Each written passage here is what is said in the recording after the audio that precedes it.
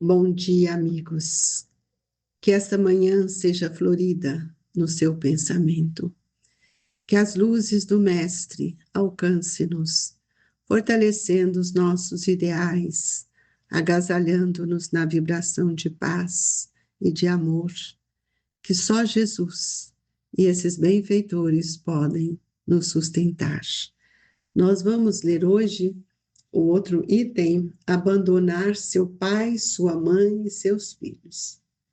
Aquele que houver deixado pelo meu nome sua casa, os seus irmãos ou suas irmãs, ou seu pai ou a sua mãe, ou sua mulher, ou seus filhos, ou suas terras, receberá o cêntuplo de tudo isso e terá por herança a vida eterna.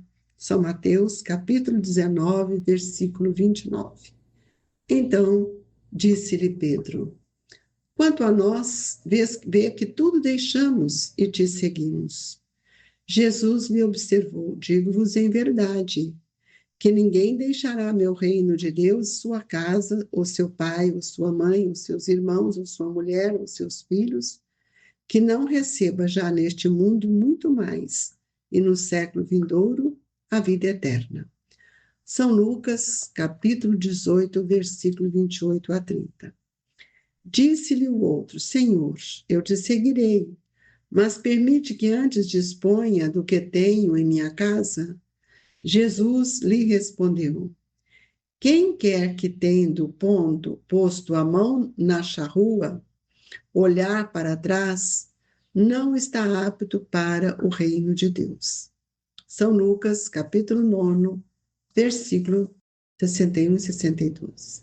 Sem discutir as palavras, deve-se aqui procurar o pensamento que era evidentemente este: os interesses da vida futura prevalecem sobre todos os interesses e todas as considerações humanas, porque esse pensamento está de acordo com a substância da doutrina de Jesus, ao passo que a ideia de uma renunciação à família seria a negação dessa doutrina.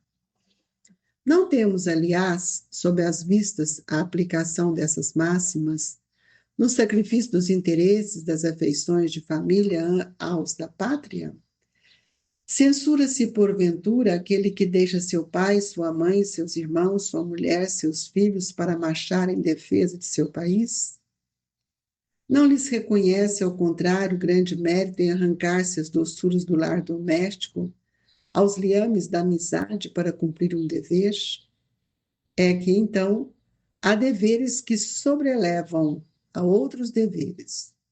Não impõe a lei à filha a obrigação de deixar os pais para acompanhar o esposo?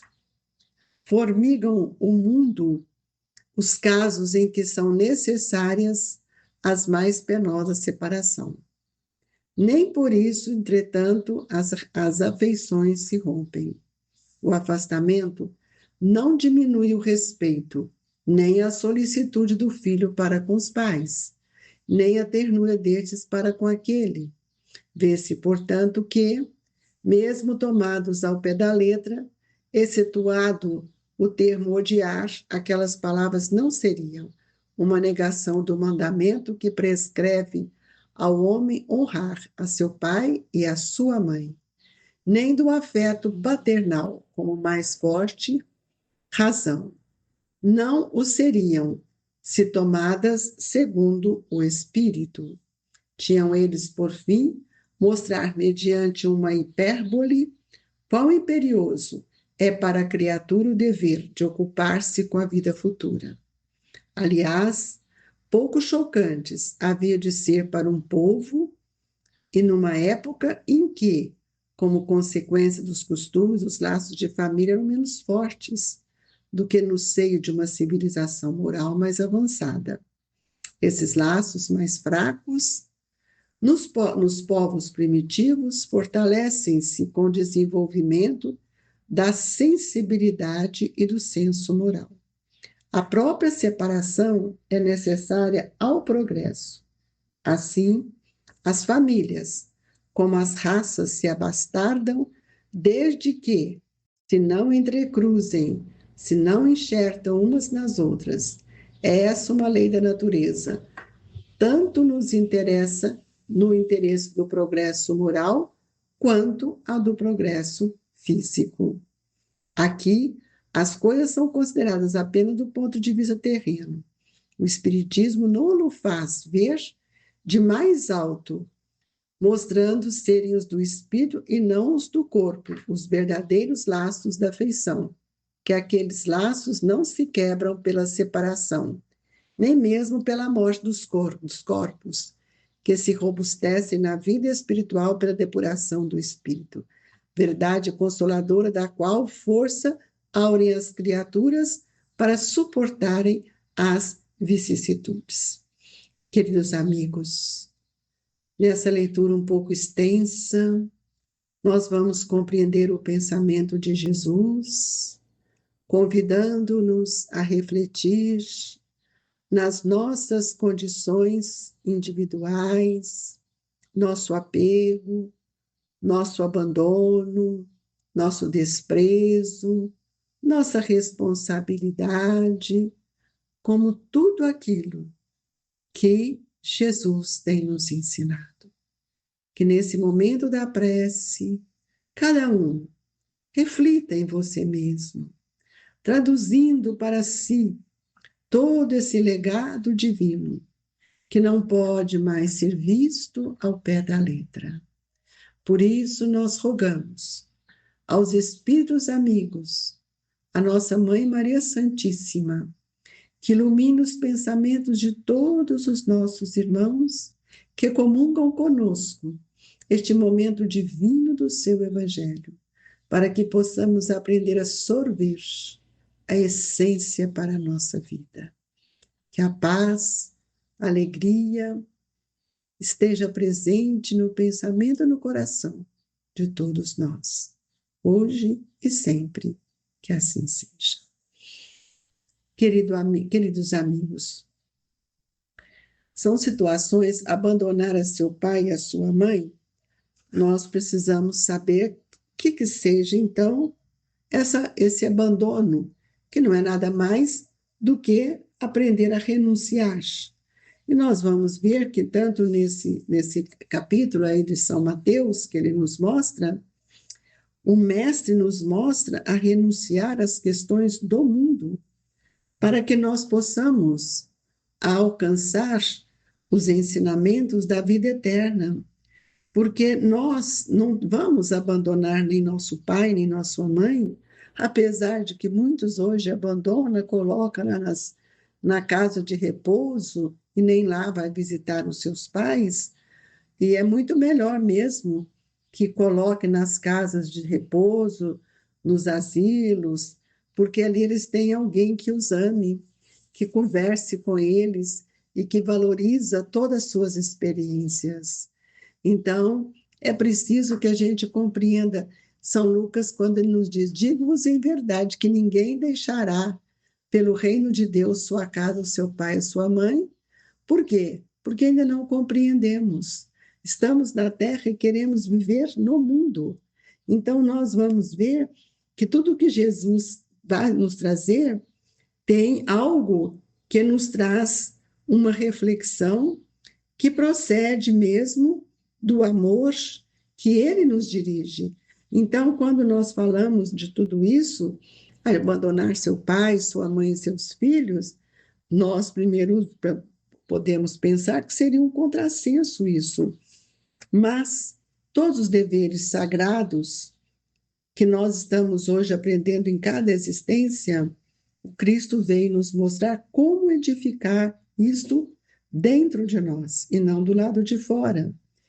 Os discípulos ainda não compreendiam tudo isso, e é por isso que eles tiveram dificuldade até mesmo de traduzir a essência do que Jesus estava nos falando. E muitos companheiros nossos têm abandonado todo o seu compromisso em função, muitas vezes, dos seus apetites materiais, das suas ilusões, esquecendo que a vida futura ela tinha que ser olhada, sentida por todos nós, porque nós retornaremos ao mundo espiritual levando conosco aquilo que nós realizamos. E nós, muitas vezes, não observamos todas as oportunidades que o Pai tem nos concedido. Então, reconhecer o Cristo é reconhecer também as suas renúncias. E nós vamos ver que quantos companheiros que abandonaram durante a sua caminhada como os discípulos, na hora da ressurreição, da crucificação, eles mais tarde puderam sentir a dor do remorso por não ter compreendido as palavras divinas do Mestre, especialmente no que tange a essa despreocupação com as questões do mundo. Então, nós precisamos valorizar muito nosso lar, nossa família, nosso esposo, nossa esposa, para que a gente possa renunciar a muitos prazeres, a muitas ideias materialistas, para que a gente possa oferecer para o outro o melhor que temos.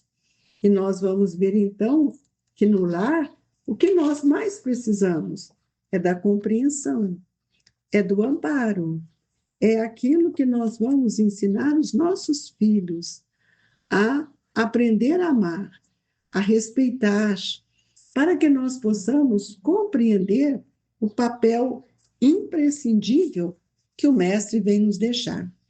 Na lição, ele vai nos mostrar que é necessário que a gente assuma, né, o arado, as nossas obrigações, para que a gente possa elevar todo o nosso pensamento sem diminuir o respeito a quem quer que seja. E nós vamos ver que toda a ternura que envolve a cada um dos nossos filhos, dos nossos irmãos, são sustentos divinos que se apoiam na lei do amor, honrar pai e mãe. E nós precisamos entender que tudo isso faz parte de um costume, de uma educação e dos laços que nos fortalecem. Mas Jesus refere também na edificação do reino divino, que é aquilo que nós mais hoje precisamos preparar e aprender a separar o que é necessário para que a gente edifique o reino de Deus, como para aquele que não é. E é por isso que ele nos chama a atenção para que nós possamos abraçar com todo esse compromisso, e ele traz um exemplo aqui para nós bastante interessante, que é o da charrua ou do arado, e vamos falar do arado, porque muitos podem ainda não compreender o que seja essa charrua, mas o arado ele é um aparelho que todo o tempo é usado para lavrar, para furar a terra, para remover, né? E ele remove também os nossos sentimentos quando nós abraçamos com o nosso compromisso, com a nossa responsabilidade, tudo aquilo que nós viemos fazer. Então, o arado, quando o homem está trabalhando, ele soa, ele vai pensar, ele fere a terra, né? Para que a terra possa produzir. Nós não temos que ferir o outro, mas nós aprendemos a fazer os sulcos da verdade nos corações, para que quando a esperança, a bonança nos envolve, a gente tenha força para vencer. E os discípulos que estavam junto com Jesus viram que em todas as lições ele era um divino cultivador.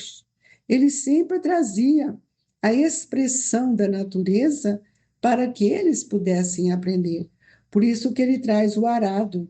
E o arado aqui é a nossa responsabilidade diante da luta que nos edifica, sem que a gente possa retirar as nossas mãos desse grande trabalho que é modificar, trazer para nós, na terra dos nossos corações, toda a força para remover os entulhos da vaidade, a fim de que a semeadura aconteça pelo esforço da nossa vontade, da nossa responsabilidade de amar, de estar com aqueles e não abandonar.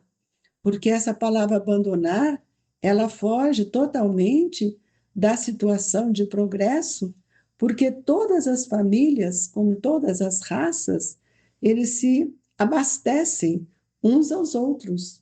Então é necessário que esse discípulo sincero, que nós estamos procurando ser cada dia, procure tomar as lições do Mestre com responsabilidade, para que nós possamos não só lavrar o solo dos nossos corações, mas também auxiliar aqueles outros a lavrar e a jogar o adubo precioso que temos, que é o do trabalho, do esforço, para que a gente possa tirar essas ervas daninhas que estão dentro de nós, a ociosidade e a indiferença. É preciso refletir no trabalho, na imagem sublime de Jesus, no símbolo de trabalho, de responsabilidade, de amor, de tudo aquilo que é de caridade que ele veio nos ensinar. Então, quando nós estamos trabalhando com esse propósito de pegar uma máquina ou o arado que vai lavrar os solos dos nossos corações, nós precisamos ter disciplina para não ferir uns aos outros, né?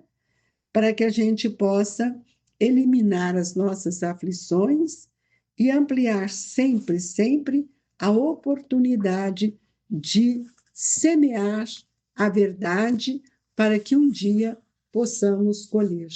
Mas lembremos sempre que esse capítulo da moral estranha, ele vai nos mostrar que, acima de tudo, eu preciso aprender a renunciar, porque Jesus nos disse: todo aquele que tiver deixado casas, irmãos, pai, mãe, mulher, filhos e terras, por amor ao meu nome, receberá 100 vezes tanto e herdará a vida eterna. Jesus está nos mostrando a necessidade de não largar, abandonar, mas não ficarmos aprisionados, porque todos nós estamos sendo convidados a reconhecer que Jesus foi o mestre que nos ensinou o que era a renúncia e a libertação de nossos pensamentos. E assim, com alegria, pedimos ao mestre que visite o pensamento de todos os nossos irmãos, que os nossos lares se iluminem e que juntos, Senhor, possamos te agradecer e rogar em favor de todos nós, dos nossos filhos, familiares, amigos, para que o passe nos alcance, trazendo a todos as vibrações que tanto necessitamos. Jesus, que as mãos abnegadas dos benfeitores se dirijam até nós e que eles possam trazer da natureza divina tudo aquilo que nós mais necessitamos, fluidificando as nossas águas e sustentando o nosso pensamento no bem, tirando a essência do Evangelho, para que nós possamos caminhar na plenitude que o Cristo nos ensinou. Deixo no coração de todos o abraço amigo e fraterno do Grupo Espírita Esperança e Caridade, Colégio Allan Kardec. Sinta-se agasalhados pelo amor de Jesus. Que assim seja.